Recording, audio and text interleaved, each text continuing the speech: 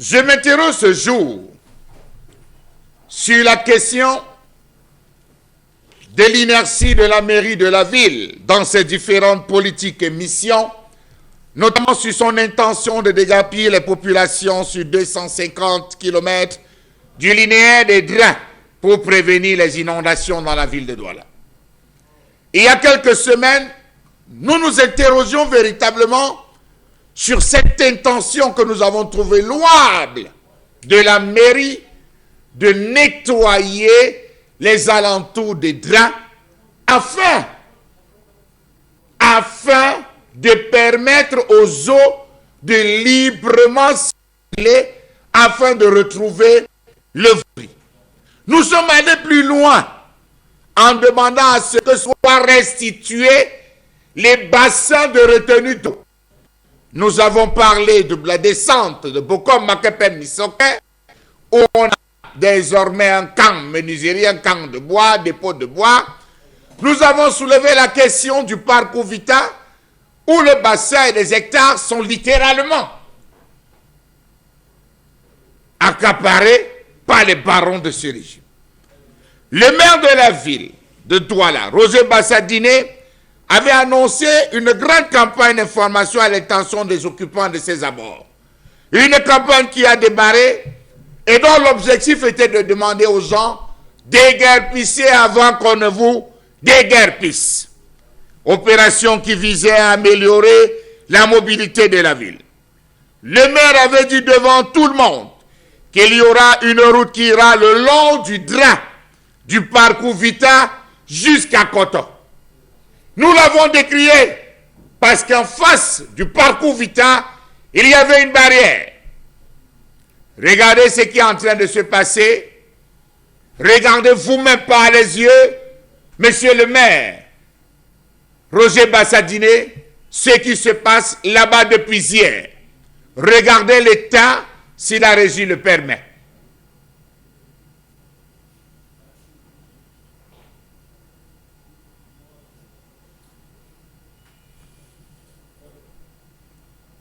Jusqu'à ce jour, rien n'a été fait.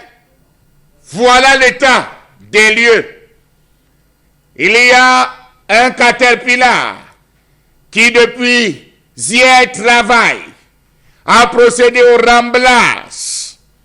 On remble pour construire. Regardez par vous-même de vos yeux. Il y a un pylône haute tension. Un pylône haute tension qui dérange. On rampe tout doucement et les constructions vont sortir de terre. Voilà le caterpillar qui est en train de faire, voilà le pylône haute tension. On est en train de rembler le côté. Il y a des ingénieurs. Approchés, ils nous ont fait comprendre que c'était la communauté urbaine. On a poussé le recoupement plus loin. On nous a fait comprendre que si effectivement c'était une ordonnance, on aurait vu les agents en tenue. On aurait vu des responsables. Que nenni, il semblerait que les travaux vont rapidement démarrer. Ce qu'on parle de mise en valeur pour permettre le démarrage rapide des travaux. Entre-temps, précisons que c'est bloqué de l'autre côté. L'eau ne circule pas. La buse est cassée. Il y a inondation retenue. Le drain ne circule véritablement pas. Vous allez le voir à travers des images. Monsieur le maire, regardez ce dont je vous parlais. C'est bloqué. C'est littéralement bloqué.